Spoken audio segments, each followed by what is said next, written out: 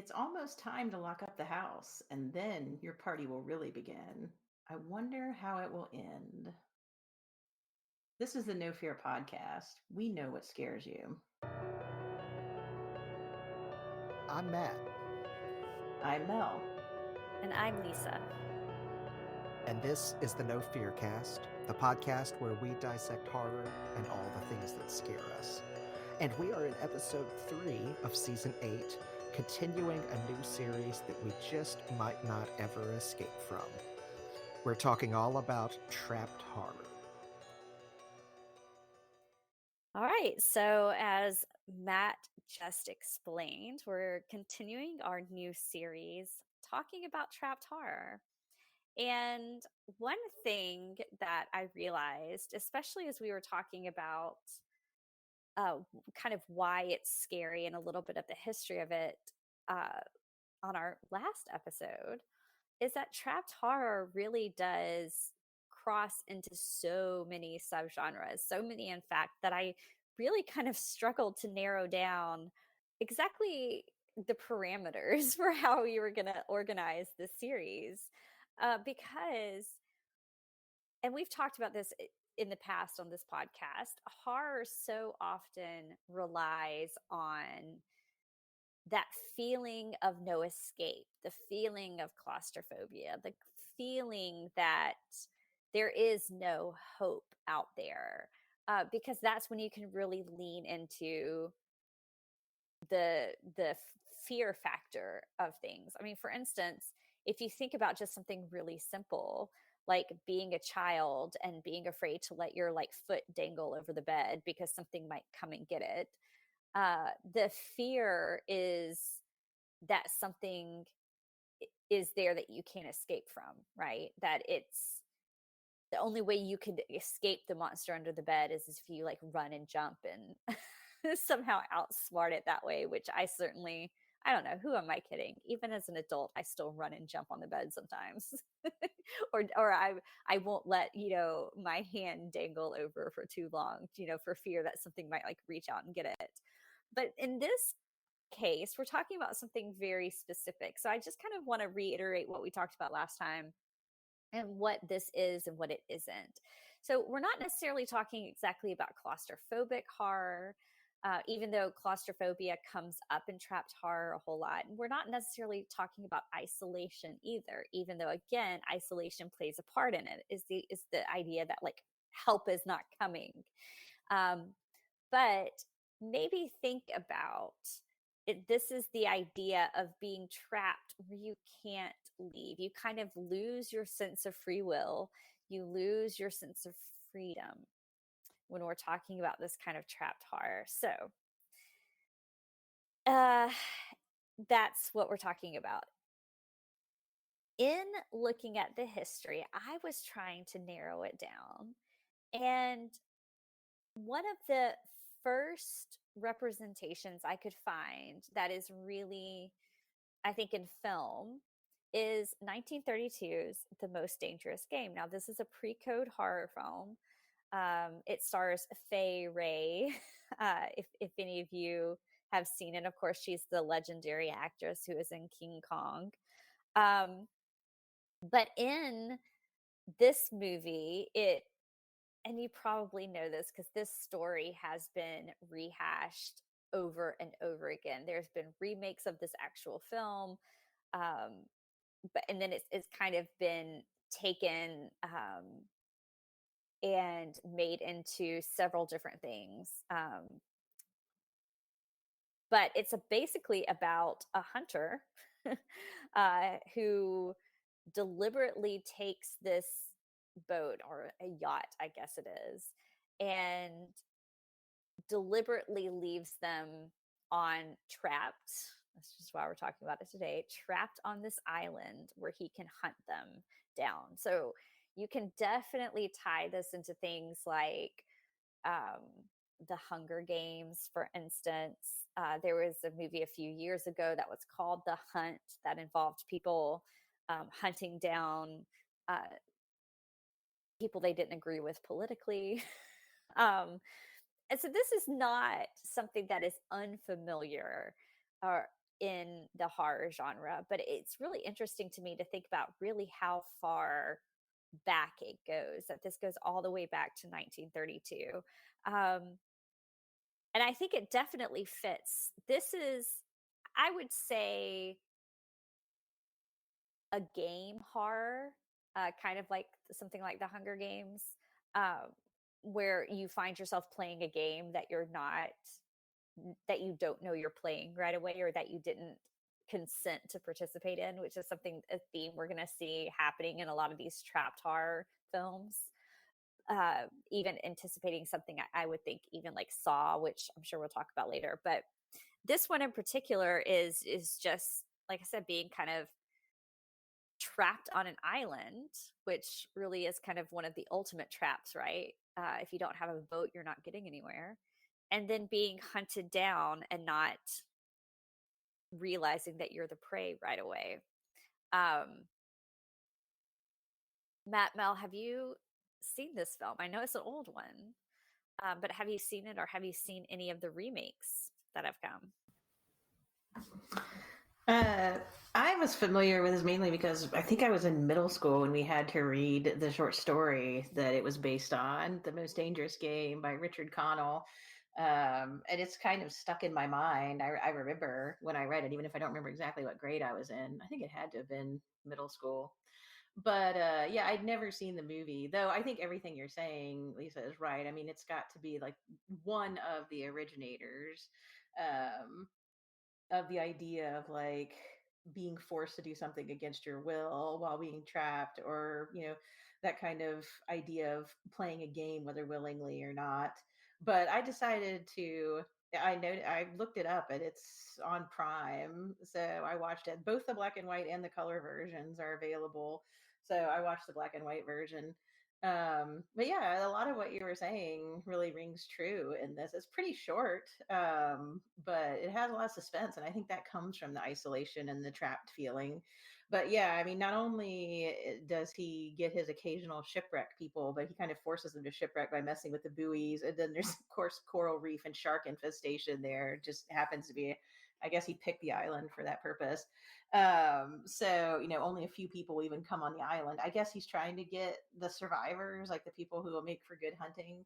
um it's also, something else I noticed you put in the document, I think you mentioned, it's also the idea of a quote unquote madman that's in charge of something that, I guess you say like a mad scientist, but now we just have a man who has a dangerous obsession.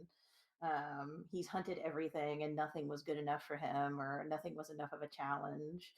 And so yeah, I mean, at the beginning of the movie, before they crash and the hunter is Rainsford is the only one who survives, somebody asks him, well, you kill all these animals, how do you think they feel? And he basically says that he's honoring them or whatever, and like it's a game between them, and they both have equal, I guess, opportunity. They may even be hunting him.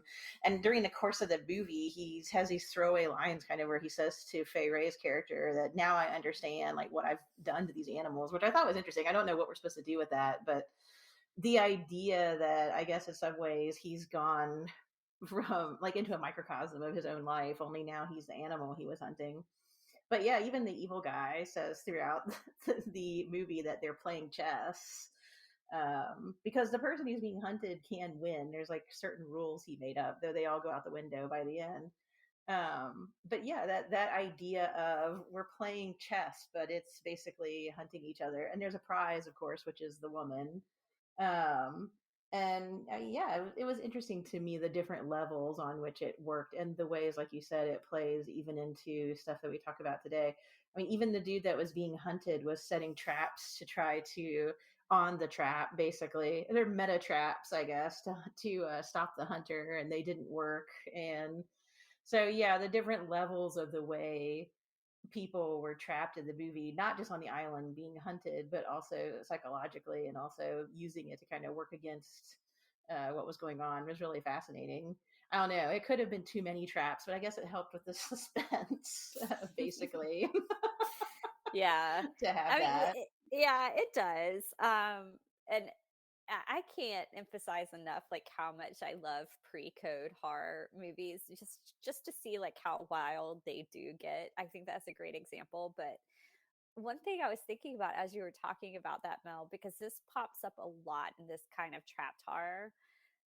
It's really easy, I think, to say, well, you're trapped because, I mean, there are movies which you'll talk about later in the series that involve, being trapped because of nature, because you went out somewhere you were not supposed to go and got trapped. But a lot of times, I think I did put in the doc that it's like a madman that's trapping you there, because that's something that I see, that I have seen a lot, that we'll go through with each of these films, is that there seems to be some sort of madman mastermind behind the whole thing.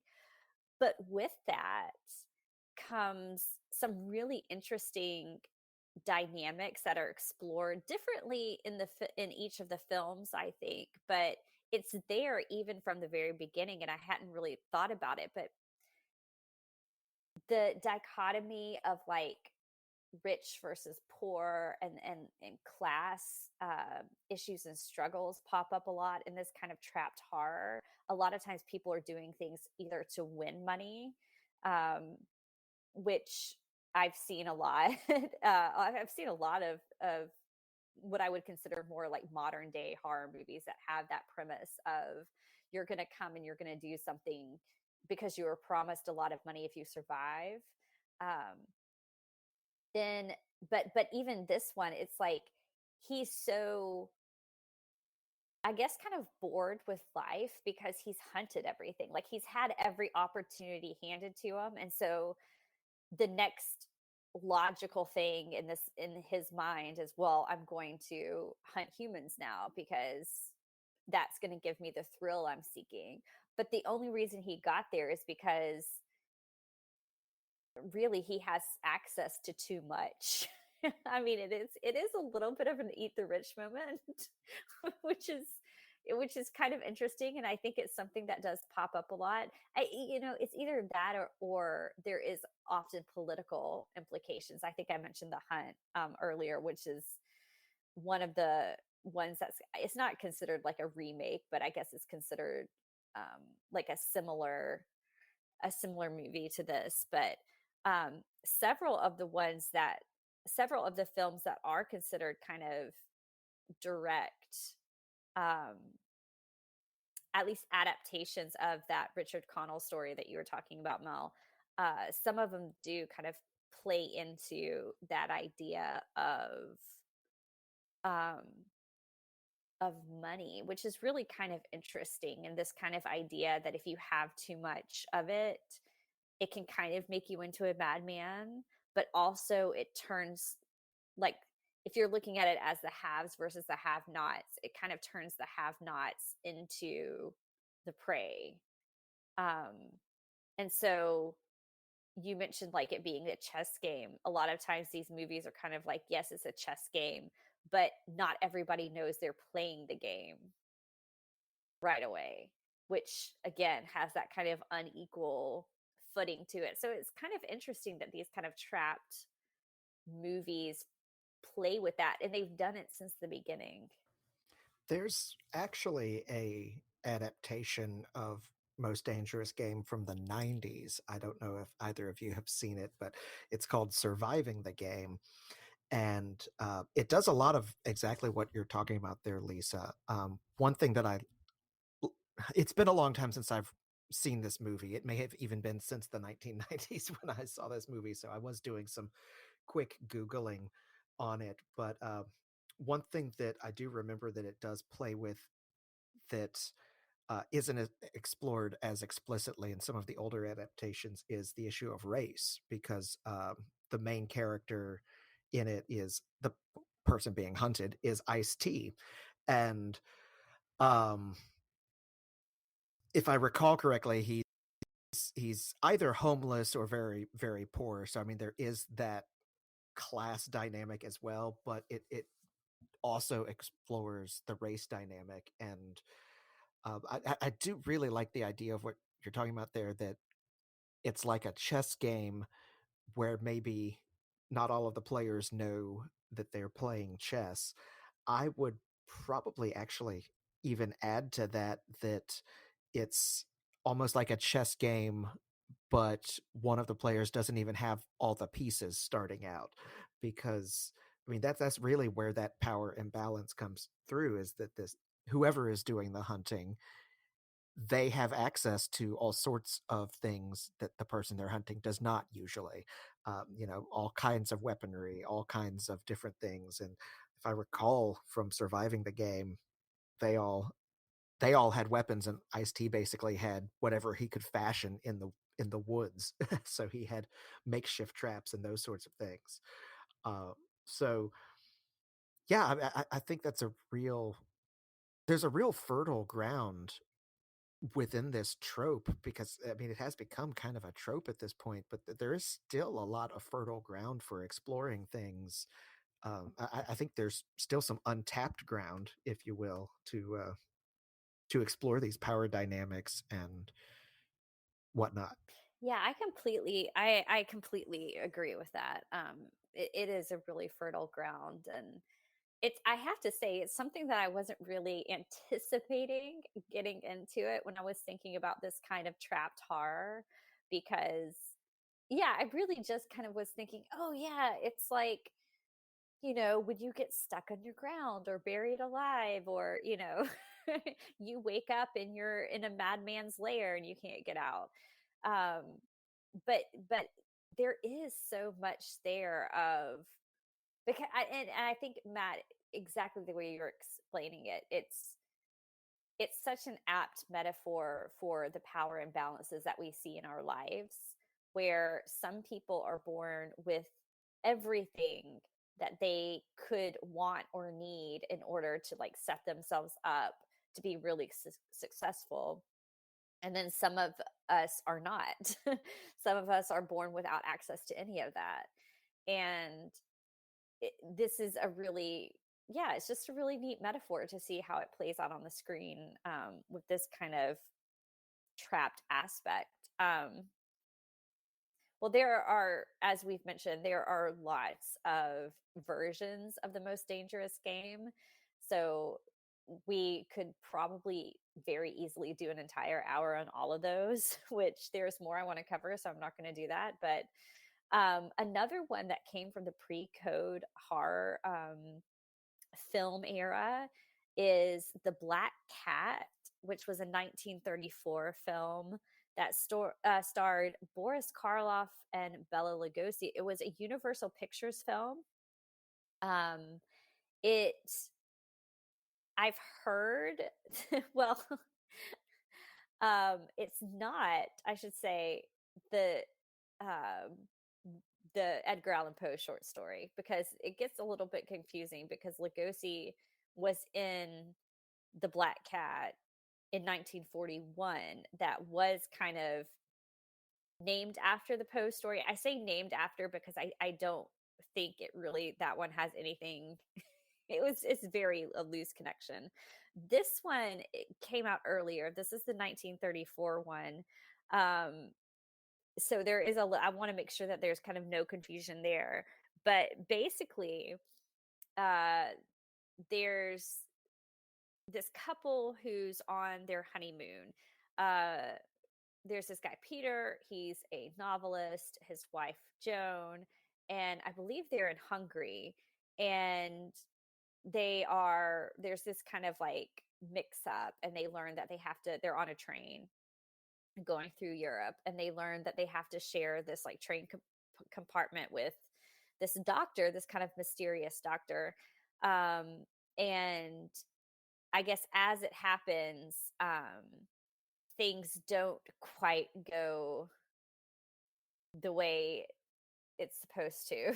So basically, what ends up happening is, through a series of events, they end up at this like remote home in Austria, and Joan is injured, and there's a black cat that is in the house. I think that's where they get the get the things of it. But basically, they find out that they are in a, like, kind of trapped in a madman's house, and it's all tied to this like satanic ritual that is supposed to happen later.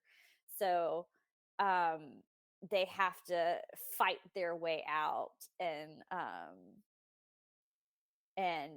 save save Joan, but also save this other woman who is in danger of being sacrificed. So it's kind of one of those that is, I think, more traditionally the trapped by a madman, where you end up in the wrong place at the wrong time. But I did find it interesting that, again, this kind of early kind of trapped story uh happened in 1934, because right away I could see a direct line to things like House of a Thousand Corpses, or even the Ty West film, House of the Devil. So yeah, I don't know, it's kind of interesting again that these are the ones that I don't know how early, I guess is what I'm trying to say, how early a lot of this went. This is an interesting one too, I guess. I when I was watching a Boris Karloff documentary a couple of years ago, they were talking about the Black Cat and how it's a really, as opposed to the Poe Black Cat movie, which is like weirdly, it's not the Poe story at all. It's a very strange film. This is, as you said, Lisa, pre-Poe. So there's stuff in it that I was like, oh wow, I'm kind of surprised I'm seeing this in older movies. I checked it out after seeing it talked about in that documentary, and yeah, now thinking about it, there's a part. So basically there's multiple traps to a certain extent. Yeah, he traps the woman to sacrifice her, but he already has two other women trapped. Um, because Boris Karloff's character is an evil Satanist, apparently. It's like two movies happening at once. But he also sold out his side in the war 15 to 18 years before this. And Bela Lugosi's character knows him and has been a prisoner, because he was taken prisoner during the war, and so he's just getting out of prison after 15 years. And so he talks a lot about how that has affected him, and he's come to get his wife and daughter, who Boris Karloff's character has been keeping. And he took the fortress where all the people got killed when he betrayed them and made it his early modern mansion. And so you've almost got two movies going on, because Bela Lugosi is constantly trying to figure out where his wife and daughter are, which the wife died, but she's in this box. And so it's unclear if he's telling the truth about her being dead or not. And then the daughter is kind of brainwashed. But Bela Lugosi still cares about the couple, even though he doesn't even know him, just met him on the train. And so there's a scene that goes throughout part of the movie where they're playing chess. And if Bela Lugosi wins, he'll release the couple. And if he loses, he keeps the couple. And again, it's like, even though there's not a game per se like the Most Dangerous Game, there's still the metaphor, I guess, or the imagery of a game, that these two men are so kind of detached from what's been happening. I guess Boris Karloff, because he got all this money in this huge mansion and made this kind of blood money, and Lugosi because he's obsessed with his mission. That, yeah, I mean, it turns out being like this couple has no idea like what crazy kind of thing that they have walked into, basically. And so, yeah, I mean, I had never thought about it in kind of the game level until thinking about it in this way, and the various forms of like people being trapped, from taking the guy's family and hiding them from him to kidnapping this couple because you're a Satanist, which I admit is weird and doesn't always work in the movie because it's like two stories happening at the same time. But there's definitely those thematic connections even to the Most Dangerous Game, even though it doesn't seem on first sight that it would be that way. And I also thought it was interesting that it's the trauma of war that's causing all this too, which is something that you might not think of when you're watching a Universal horror movie. Well, speaking of games and old homes, I think one film that certainly kind of comes to mind when I talk about trapped horror, and especially if we're looking at some of the earlier films that set the precedent, that's House on Haunted Hill, the 1959 supernatural horror film uh, that was made by William Castle, which we've talked about William Castle on the podcast. I'm pretty sure we've talked about this movie in detail on the podcast, but it deserves another mention here. Of course, it stars Vincent Price in maybe one of my favorite Vincent Price movies. And in this case, again, you have kind of going back to the most dangerous game and this idea of people playing a game where they don't necessarily know everything that's going on, and doing it for money. This is a case of being locked into an alleged haunted house. um, so the basic premise of it is Vincent Price plays this eccentric millionaire, and he decides to throw a party for his wife, and he invites these people to the party and says, this house is haunted, and if you can stay the entire night, we're going to lock everything down, and if you can stay the entire night, then I will let you leave in the morning with $10,000. And so everybody is, yeah, we will do this. But um and I mean, he goes all out for this because he's going to lock the doors, the windows are going to be locked, there's going to be no contact with the outside world, like you have to stay in this haunted house. um of course, what you don't, I think the game that they don't realize is kind of going on is this like wonderfully chaotic and just absolutely insane relationship that is between the millionaire and his wife, who he's throwing the party for. Because to say they have a tense relationship is putting it mildly. I mean, they both are trying to kill each other. He's pretty sure that she's trying to poison him, and um you know the contempt that they have for each other is just in full force. It's a fun movie to watch. There was also a remake, I want to say sometime in the 90s too, that if I remember was not super terrible. Um, it when was that? 1999 maybe. I remember it being semi fun. But then again, I don't think I've seen it since it came out. But I mean, I think this is a really good example of being trapped, but also that idea of this being a metaphor for several different things. I mean, you have the unease of the domestic relationship, but then you also have the real disparity between the haves and have-nots in this one, um, as well. So this is a fun, I think, trapped horror to look at, kind of on our stop of the history.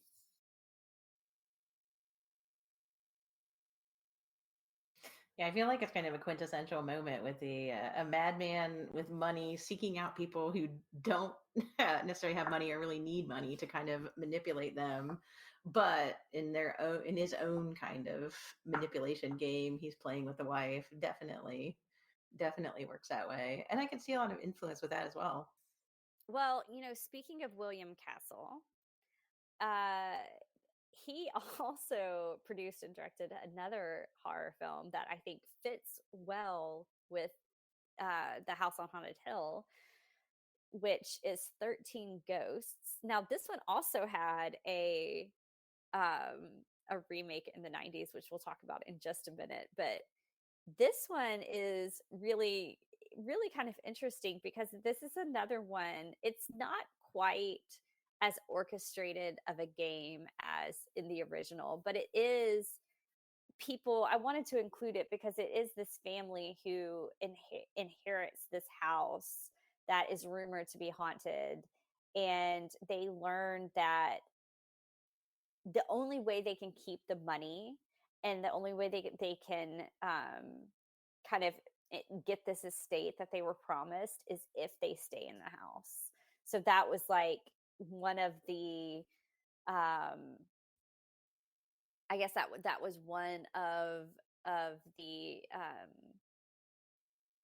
legal items that they had to do. My brain cannot find the word that I'm looking for here, but um that was one of the things that they had to do. Now, this one is kind of fun to point out because it stars, I mean, it has a long list of stars, but Margaret Hamilton, who of course, played the Wicked Witch of the West in The Wizard of Oz, has a part in this film. Um, and in it, the family moves in and they don't really think it's haunted, and then they find out that it is indeed haunted, and they discover 12 ghosts, and then they find that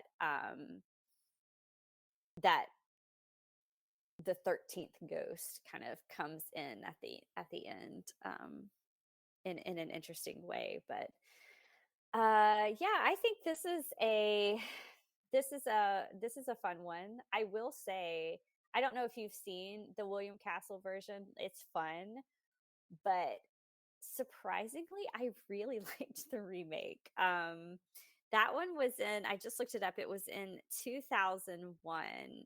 Um, and it starred Tony Shalhoub and Matthew Lillard.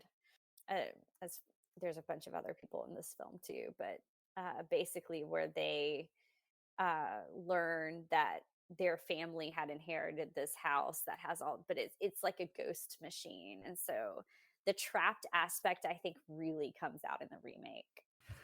Yeah, I agree. I've it's been a very long time since I've seen the remake, but I do remember that the trapped aspect really does come out.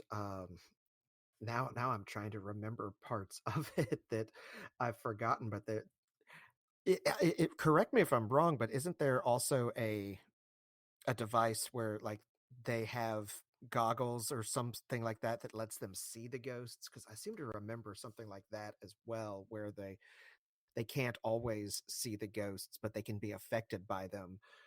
But they're Yes. Yeah. So that actually, okay, so this is kind of fun, and I'm glad you brought this up, Matt. So in the original, like in the William Castle, of course, William Castle was so well known, and we've talked about this on the podcast, for using gimmicks to promote his movies, because he was a showman and he always had something in order to entice people to come see these movies, like something new. And with 13 Ghosts, there was a process that he called illusiono, and basically the the movie was in black and white, but he used special like filters when he did the ghosts in the films. So audiences were given these viewing glasses, right? They had basically like cellophane filters. I believe they were red and blue, kind of like those 3D glasses that we would get in like the 80s, you know, the ones that had like one blue lens and one like red lens. Um, they they were similar to that, with the exception that you looked through a single color with like both eyes. So, for instance, if you wanted to see the ghosts, you would look through the red filter. But if you didn't want to see the ghosts, like if you were too scared to see the ghosts that were in this house, you would look through the other one. Okay. So, this is important because in the remake of it, they took that aspect and like folded it into the film. So in the movie, um, they go into this house and they basically learn, because it's the house looks like a glass house, right? Like it has all these glass walls, you can see through a lot of things, and then they basically learn that it's it's kind of a big ghost trap.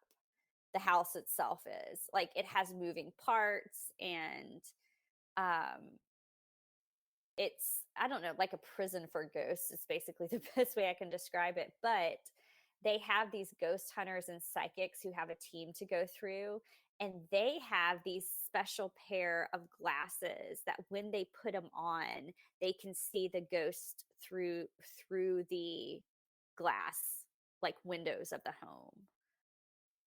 And so basically, if you could be in like one of these like glass cube rooms of the house and not see anything, but if somebody put on the glasses, they could see like the big scary ghost standing behind you. So, and then it also employs the idea of there are 12 ghosts that are trapped in the house, but it needs a 13th. And so that becomes part of like the storyline of who's going to be like the 13th ghost that's added to this.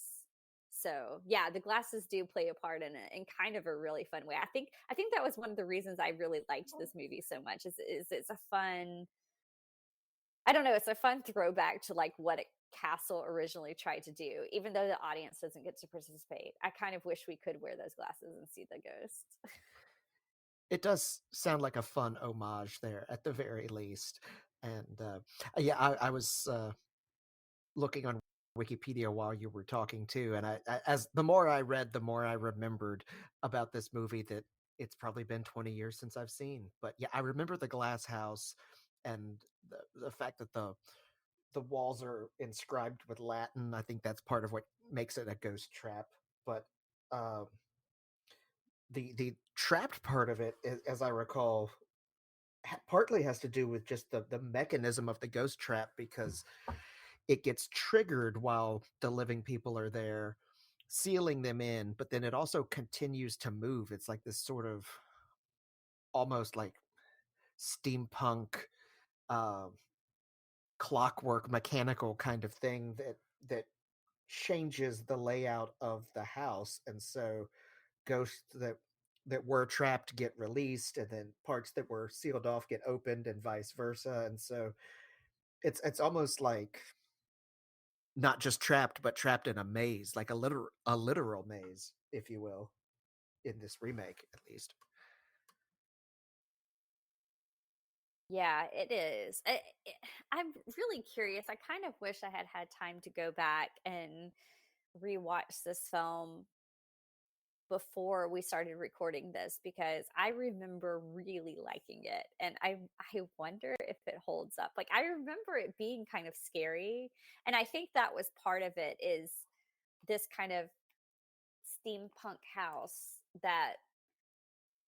that's a really good description of it, but just how scary it was to realize that you've triggered something and you don't know what you've triggered, right? Like you could hear, I remember at least in the movie from my memory, so take that with a grain of salt. It was a long time ago, but I remember kind of the noises of like once they realized they had triggered it, like you could hear things like gears turning and um so it was like it was one big puzzle box that you were in, and yeah, you couldn't get out.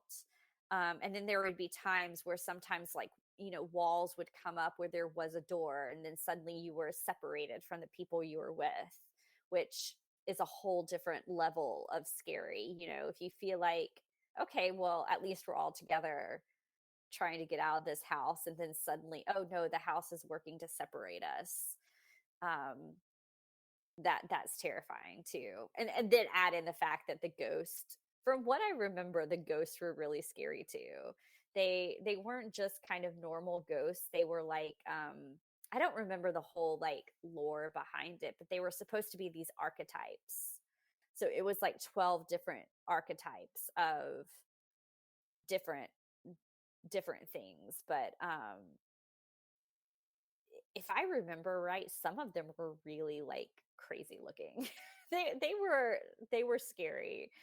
Um, it was Oh, definitely, it yeah. was on the level of like Silent Hill, weird and scary and creepy. Yes. Yeah, it was like right in that kind of same era too of that like yeah, like the nurses in Silent Hill. That's a good comparison of just like, what am I looking at here?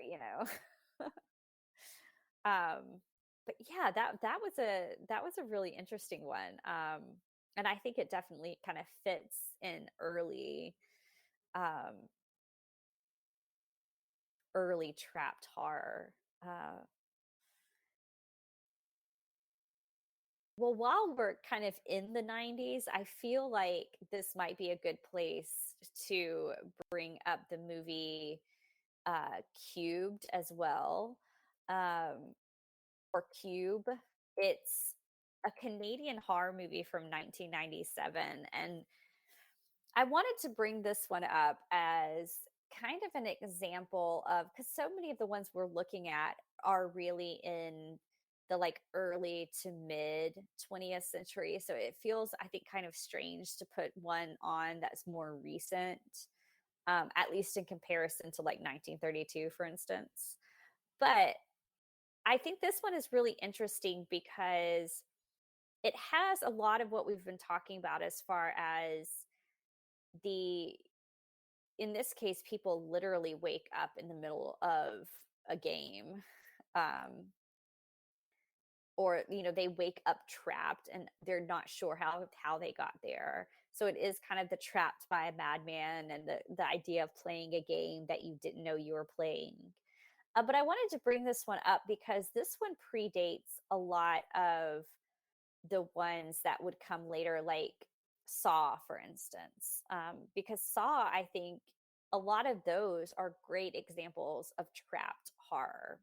People waking up in a situation and having to figure it out really quickly. And then, of course, you have the idea of the madman and all that. But Cube is one that's really, really kind of interesting. It's a puzzle, basically. It reminds me a lot of what we were talking about with the 13 Ghosts remake. It's basically people wake up and they're in this cube, like in this cube shaped room, and they have to get out. And they realize that if they stay in the room for too long, or in the rooms that they're in, because the rooms are they're like interconnected, like they can figure out how to escape from one and get into another one. But it is kind of like this, like one cube after the other, I guess is the best way to describe it. But they figure out that in some of the rooms, they're going to die, and they die in really horrific ways. Um, so kind of again anticipating, something like Saw. But they start to realize that when they work together and they start to see the patterns emerge, that they can kind of put things together and then maybe survive it. Um, and I do think that this one is kind of, again, it's just, it feels like one of the earliest of this particular genre that we had a revival of in the like aughts, even into like the 2010s, with this particular brand of trapped horror.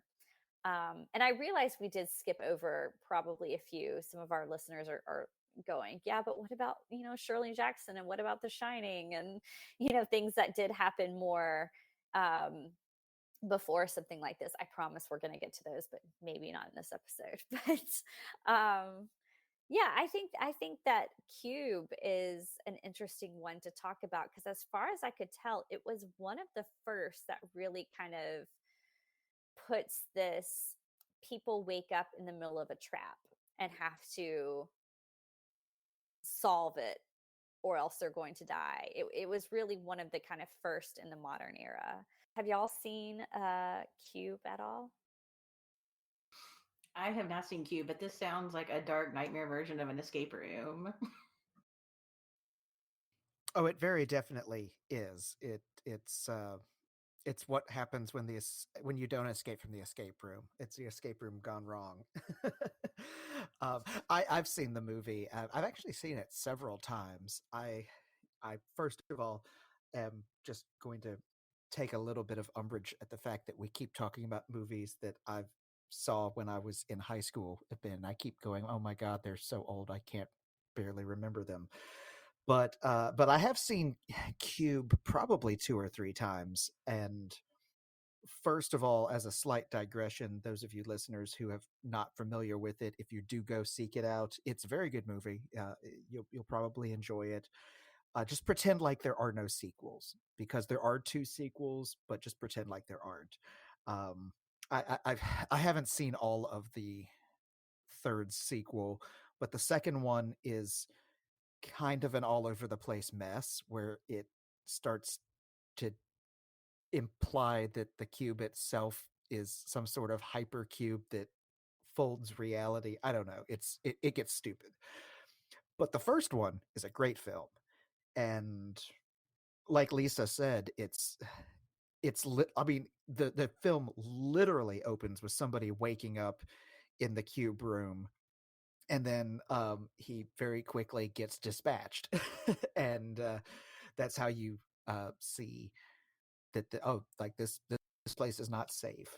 And it really does. I mean, I agree with you, Lisa, that it feels like this, I don't want to say prototype or proto version of Saw or something like that, but it really does feel like the first one that I can think of as well, that is this sort of almost new genre that has developed. Because I mean, we do have things like Saw and other trapped horror since then that have people waking up, finding themselves embedded in the trap, as it were, and having to escape before something usually brutal or gruesome happens to them. And Cube does it really well. And especially, I thought it was also a brilliant piece of filmmaking for them to do it in this cube shaped room, because obviously it's a rather low budget film in terms of production. Now, that's not to say that it's bad production quality, but they obviously did not have a huge budget, and so they used that to their favor, and they basically had one set piece, or probably two or three, because they do climb from one room to another, but very cheap to just sort of change the lighting and change some other things around. So they really I think use that in a pretty brilliant way. But yeah, I totally agree that this is kind of a the first of this newer type of trapped horror, if you will. Yeah, I think it really does set off a trend. And I mean, I know we mentioned like Saw as an example. Um, but I think there are other films that follow in this, because the Cube, or Cube, not the Cube, Cube has a lot of science fiction elements to it too. And this kind of like, I think I've heard it described as like dystopian, although we're not really sure what is happening in the outside world, because we don't really get to see it, at least not in that first film. But the idea is, because at one point they calculate that the rooms have to, there has to be like thousands of them at some point, because they're all going in a configuration that in and of itself kind of makes a cube. And so just the idea for something like that to happen on such a massive scale, Mel kind of made the joke about it sounding like an escape room from hell. And they did make that escape room movie not too long ago, which was very similar, and kind of brought in some of the elements that I think we see in something like Cube. But one in particular that I at least want to give a shout out to, that I think how you can kind of see it evolve, is the Spanish movie The Platform, which came out in 2019. And this is like a really bleak film. I mean, I don't know if like Cube, I wouldn't call Cube like a super fun film to watch, but I don't know. The Platform seems like even more bleak to me. But basically, it's this guy who wakes up. It has that idea of like literally like waking up and being somewhere unfamiliar. But he is in a basically what is kind of explained to be like a prison, but it's like a tower, and there are so many levels. I mean, I don't know. I can't remember how many they gave, but say there's like 200 levels to this tower, right? Each cell takes up one level of it, and you're in there with another person. And then they have this platform, hence the name of the movie, this platform, because each cell has a hole in the middle of the floor. So it's kind of shaped like a donut. Okay. And you can see all the way down. And there's this platform that moves up and down the center of these cells. And basically, what they do is they put once a day all the food on the platform, and they begin to um move it down. Okay. So I can't remember now if where they started. I want to say maybe it starts at the beginning, so the higher you're up, I can't remember. It's one way or another, but basically if you're on a level closer to where the platform starts its day, whether that's the top or the bottom, then you're more likely to get food, because as it stops, you can take however much you need and eat. And then it lowers down, and I guess as you get further and further away from where it started, the I'm probably explaining this really poorly, but there's less food, and so it becomes this kind of like dystopian nightmare of like, if people leave you enough food, then you'll get it, but people never do. Like, they're always going to take more than they need.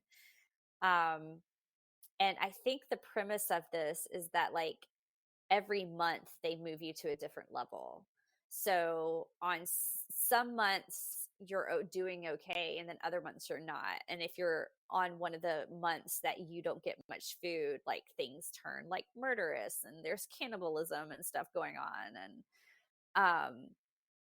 you find out, I think, pretty quickly that some of the people are there because they've like committed a crime, but then some people are there because they've agreed to like stay here for a certain number of months, and they'll get money when they leave. So it's like a way of like, you'll get like your debt taken away, or so it kind of plays into that idea of the have and have nots, and like the different levels of like who needs what. um but it does really remind me, like, I can see exactly how something would have started with a movie like Cube, and then gone all the way to something like this. And yeah, it's really, like I said, it's really a bleak movie. I had a hard time watching it, to be honest. But it's interesting, I will say, especially if you're looking at it from something like that. All right, listeners. So we hope you've enjoyed our episode here where we've talked about some early examples of trapped horror, literally early examples from like early horror films, but also just early ideas of things such as Cube, even though it was in the 1990s, influencing things that came after. As Lisa mentioned earlier, I'm sure there are other things that you all might be interested in that we didn't talk about. So, I mean, feel free to let us know trapped horror that you like or trapped horror you want to suggest for us. And we will continue this topic with our next couple episodes. We're at No Fear Cast on Twitter and Instagram, and we have a Facebook page. Our email, if you do want to contact us, is nofearcast@gmail.com. If you love what we're doing, consider supporting us on Patreon, or you can simply rate and review us on whatever podcast platform you're using, which is entirely free and helps other listeners find us. Theme music by Nicholas Gasparini, and we will be back in 2 weeks with a brand new episode.